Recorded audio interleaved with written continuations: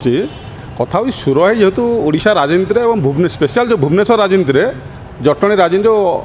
अभिव्यक्त भुवनेश्वर राजनीति सुर भाई जड़े परिचित मुह तुम सुर भाई जब राज्यपाल होती कौन ना कौन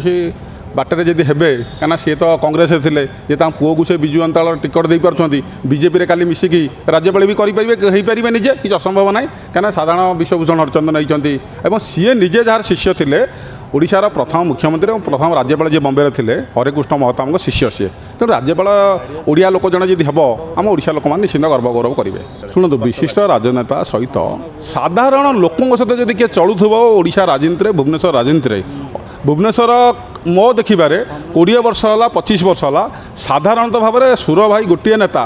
हारतु कि जितु पदवी था कि न था सरकार था कि न समस्त सहित चली पार नेता और जन्मदिन देखो से काल तो किसी विधायक नथिले 2 दिन तले जन्मदिन होता से सांसद ना पूर्वतन जो पूर्व विधायक कि जो पपुलारिटी से जो गुआ झरी पाखे काल जो 2 दिन तले जन्मदिन होता से पपुलारिटी देखिए कौन सी कौ प्रकार राजनेता जड़े साधारण लोकों सहित कौ भाया भाव में अच्छा केते ओतप्रोत भाव में जड़ित अच्छा पपुलारिटी से परिप्रकाश होता।